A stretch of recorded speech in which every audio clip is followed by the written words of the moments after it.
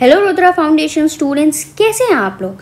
तो I hope कि आप सभी लोग बहुत अच्छे होंगे, हेल्दी होंगे, फिट होंगे, फाइन होंगे, अपना अच्छे से केयर कर रहे होंगे। तो रुद्रा फाउंडेशन की तरफ से एक नया स्किल कोर्स लॉन्च किया गया है, that is English speaking classes. English speaking की आज के मॉडर्न टाइम्स में क्या इंपॉर्टेंस है ये तो मुझे बताने की ज़रूरत ही नहीं है। आप लोग खुद उसे रोज़ एक्सपीरियंस करते होंगे कि एक जो बच्चा इंग्लिश बोल सकता है और जो बच्चा इंग्लिश नहीं बोल सकता है उनमें कितना डिफरेंस आ जाता है। इसीलिए हम चाहते हैं कि रूरल एरिया का हर बच्चा प्रॉपरली इंग्लिश बोले। तो चलिए शुरू करते हैं। तो आज हमारा लेक्चर 1 है। आज हम सिर्फ और सिर्फ बेसिक चीज़ों की बात करेंगे। चिंता मत करिए, हम एकदम बेसिक से स्टार्ट करेंगे ताकि आपको कोई भी प्रॉब्लम ना हो। शुरुआत करते हैं एक कोट के साथ। तो कोट क्या होता है? कोट होता है किसी महान इंसान की बोली हुई बातें, ठीक है। तो ये जो कोट है जो हमने यहाँ पर लिया हुआ है ये सारा कैडविल ने बोला है।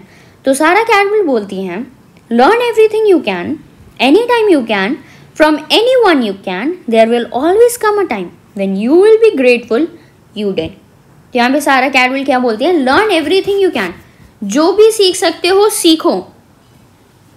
फिर एनी टाइम यू कैन, जिस समय भी सीख सकते हो उस समय सीखो। From anyone you can, जिससे भी सीख सकते हो सीखो। फिर उसके बाद फ्यूचर में एक ऐसा टाइम आएगा कि तुम इस बात से मतलब थैंकफुल होगे, ग्रेटफुल होगे, यानी खुश होगे, थैंकफुल होगे कि तुमने ये काम किया, तुमने सीखा। तो चलिए शुरू करते हैं। तो जब हम कोई भी भाषा में बोलते हैं, सिर्फ इंग्लिश ही नहीं, कोई भी भाषा में बोलते हैं तो हम उसे वाक्य में, जैसे हम हिंदी में बोलते हैं तो हम वाक्य बोलते हैं ताकि दूसरा समझ सके। जब कन्वर्सेशन होता है तो वाक्य के रूप में होता है। तो इंग्लिश में किसके रूप में होगा? सेंटेंसेस। सेंटेंस मतलब वाक्य ही तो होता है। तो इंग्लिश में हम लोग सेंटेंसेस के रूप में बात करते हैं। तो एक सेंटेंस को बनाने के लिए हमें 3 चीज़ों की ज़रूरत होती है। वो 3 चीज़ें क्या हैं? वो 3 चीज़ें हैं सब्जेक्ट, वर्ब और ऑब्जेक्ट। इधर देखिए, सब्जेक्ट, वर्ब और ऑब्जेक्ट। जब सब्जेक्ट, वर्ब और ऑब्जेक्ट को जोड़ दिया जाएगा तो वो एक वाक्य बनता है। अब आप लोग सोच रहे होंगे कि ये सब्जेक्ट, वर्ब और ऑब्जेक्ट होता क्या है। चिंता मत करिए, मैं ये भी एक्सप्लेन करती हूँ। सब्जेक्ट हिंदी में कर्ता जानते हैं आप लोग, जो काम करता है, वही इंग्लिश में सब्जेक्ट कहलाता है। वर्ब हिंदी में जब कोई काम होने का संकेत किया जाता है तो उसे क्रिया बोलते हैं। वैसे इंग्लिश में जब कोई काम होने का संकेत किया जाता है तो उसे वर्ब बोलते हैं। मतलब वर्ब मतलब क्या? क्रिया। और ऑब्जेक्ट, ऑब्जेक्ट मतलब बाकी की, मतलब अन्य चीज़ें जो होती हैं उन्हें ऑब्जेक्ट बोलते हैं। मतलब कर्म, अब बेसिकली कर्म ले सकते हैं ऑब्जेक्ट के फॉर्म में। तो यहाँ पर हम लोग पहले एग्जाम्पल से शुरू करते हैं। तो पहले एग्जाम्पल में बोलते हैं स्यू ईट्स फिश। तो यहाँ पे स्यू क्या है? स्यू किसी का नाम है तो वो क्या करता है? स्यू ईट्स फिश। तो स्यू क्या है? सब्जेक्ट है। ईट्स क्या है? ईट्स वर्ब होगा। और फिश क्या है? ऑब्जेक्ट होगा। तो स्यू क्या है? सब्जेक्ट है, स्यू करता है। और ईट्स क्या है? ईट्स काम जो कर रहा है, ईट्स क्रिया है यानी वर्ब है। और ऑब्जेक्ट क्या है? फिश है। अब आप लोग ये सोच रहे होंगे कि मैंने पहले सब्जेक्ट लिखा, फिर वर्ब लिखा, फिर ऑब्जेक्ट लिखा। मैंने इसे इसी ऑर्डर में क्यों लिखा? क्योंकि हर चीज़ का एक ऑर्डर होता है। जब आप हिंदी में बोलते हैं तो आप हिंदी में ये नहीं बोलेंगे बाजार मैं गया, आप बोलेंगे मैं बाजार गया। तो वैसे ही इंग्लिश में भी एक ऑर्डर होता है और वही ऑर्डर है subject plus verb plus object. मतलब आपको सबसे पहले कर्ता लिखना है, फिर उसमें क्रिया लिखनी है और फिर ऑब्जेक्ट लिखना है। तो ये हमारा पहला एग्जाम्पल हो गया स्यू ईट्स फिश। तो इसका मतलब क्या होगा? स्यू मछली खाती है। इसका मतलब यही तो, स्यू मछली खाती है। इंग्लिश में हमें उसे कैसे लिखा? स्यू ईट्स फिश। फिर दूसरा एग्जाम्पल है गिल प्लेस टेनिस। तो यहाँ पे गिल क्या है? वेरी गुड, गिल करता है। प्लेस क्या है? प्लेस मतलब खेलना। खेलना क्या होता है? क्रिया होती है। तो मतलब प्लेस वर्ब है। और टेनिस क्या है? टेनिस यहाँ पे ऑब्जेक्ट है। टेनिस कर्म है। गिल क्या खेलता है? गिल टेनिस खेलता है। यानी गिल क्या? गिल करता, प्लेस क्रिया और टेनिस कर्म हो गया। तो जब हमने सब्जेक्ट, वर्ब और ऑब्जेक्ट को एक ऑर्डर में जोड़ा तो हमें क्या मिला? हमें एक सेंटेंस मिला। तो अब तीसरी एग्जाम्पल पर आ जाते हैं, जिसको पढ़ने के बाद आपको और भी क्लियर हो जाएगा। तो तीसरा एग्जाम्पल कहते हैं फ्रेड ड्राइव्स द कार। तो यहाँ पे फ्रेड क्या है? फ्रेड करता है। फ्रेड क्या है? फ्रेड करता है, किसी का नाम है। फिर ड्राइव्स क्या है? ड्राइव्स उसकी क्रिया है, वो क्या कर रहा है?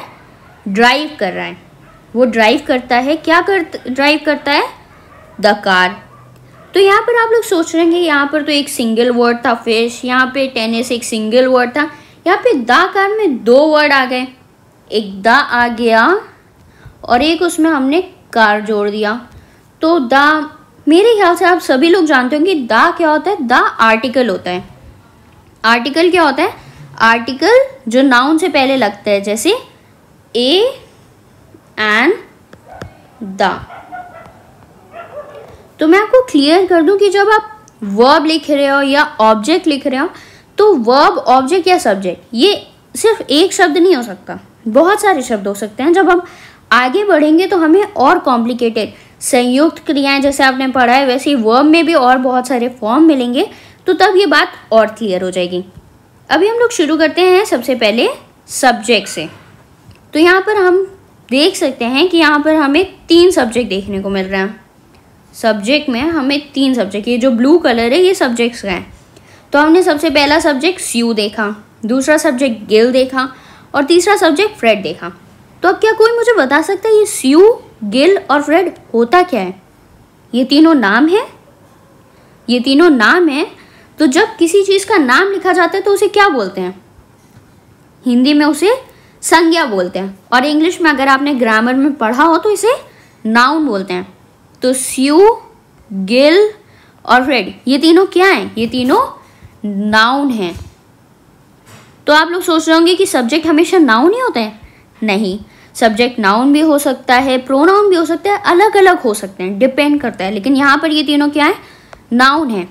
तो हमें सबसे पहला टॉपिक जो पढ़ना है वो पढ़ना है नाउन। अब नाउन क्या होता है? नाउन को हिंदी में हम लोग संज्ञा बोलते हैं। संज्ञा तो मुझे नहीं लगता कि किसी कोई भी ऐसा बच्चा होगा जिसे संज्ञा नहीं पता होगी। लेकिन हाँ, नाउन में थोड़ा डिफरेंस आ जाता है, इंग्लिश में थोड़ा डिफरेंस आ जाता है। तो व्हाट इज अ नाउन? तो what is a noun? A noun is any particular person, place, thing और आइडिया इन एनी सेंटेंस। तो नाउन क्या है? पर्सन, प्लेस, थिंग या आइडिया का नाम। तो सबसे पहले पर्सन, जैसे हम लोग पर्सन ले सकते हैं David, Emily, he, she. He, she क्या होते हैं? ही, शी नाउन नहीं होते हैं। ही, शी क्या होते हैं? ये प्रोनाउन होते हैं। प्रोनाउन यानी सर्वनाम। जब नाउन हम लोग नाउन बार बार एक पैराग्राफ में नहीं यूज़ करते हैं। हम लोग नाउन एक ही बार एक सेंटेंस में यूज़ करते हैं। जैसे जब हम लोग हिंदी में बोलते हैं तो हम लोग बोलते हैं, फॉर एग्जाम्पल हम लोग ले लेते हैं, कोई लड़की है जिसका नाम है महिमा। तो हमने महिमा क्या हुई? संज्ञा हुई। तो हम लोग अगर महिमा के बारे में एक निबंध लिख रहे हैं तो हम लोग बोलेंगे महिमा एक लड़की है। फिर उसके बाद हम फिर से नहीं बोलेंगे कि महिमा कक्षा 10 में पढ़ती है, फिर हम लोग बोलेंगे वह कक्षा 10 में पढ़ती है। तो यहाँ पे जो वह है वह सर्वनाम है। तो सर्वनाम को ही इंग्लिश में हम लोग प्रोनाउन बोलते हैं। तो ये हो गया पर्सनल नाउन। पर्सनल नाउन क्या होते हैं? जब किसी पर्सन का नाम हो तो वो पर्सनल नाउन होते हैं। फिर उसके बाद जब कोई जगह यानी प्लेस का नाउन हो, प्लेस का नाम हो तो उसे क्या बोलते हैं? प्लेस का नाउन। ठीक है। तो यहाँ पर Asia, Europe, America, India, Pacific ocean, ये सब क्या है? ये प्लेसेस हैं। तो ये क्या हो गए? प्लेस का नाम हो गया। फिर वो थिंग्स हो सकते हैं। थिंग्स में नॉन लिविंग थिंग्स आती हैं, जैसे mobile, books, pencil. Living things जैसे ह्यूमंस। आइडिया क्या हो सकते हैं? आइडिया हो सकते हैं ऑनेस्टी, फ्रेंडशिप। ये सब क्या है? ये हमारी फीलिंग्स होते हैं। आइडियाज़ हमारे थॉट्स होते हैं, तो हम उन्हें एज अ फीलिंग नाउन ले सकते हैं। फिर उसके बाद हम लोग आगे बढ़ते हैं हम लोग प्रोनाउंस पर। अब प्रोनाउंस क्या होते हैं? प्रोनाउंस जो नाउन की जगह पर यूज़ होते हैं। प्रोनाउंस क्या होते हैं? जो नाउन की जगह पर यूज़ होते हैं। यहाँ पर लिखा हुआ है प्रोनाउंस रिप्लेस नाउन्स, मतलब नाउन की जगह पर यूज़ होते हैं। मतलब संज्ञा की जगह पर यूज़ होने वाले शब्द क्या होते हैं? प्रोनाउन यानी सर्वनाम होते हैं। अब प्रोनाउन तब यूज़ होते हैं जब हम लोग एक बार संज्ञा यूज़ कर चुके होते हैं, तो उसकी जगह हम लोग प्रोनाउंस यूज़ करते हैं। अब उसके बाद अलग अलग प्रोनाउन आपको दिख रहे होंगे, I, you, he, she, it, we. तो ये सब प्रोनाउंस किस लिए होते हैं? तो आई क्या है? आई मतलब मैं, और मी क्या है?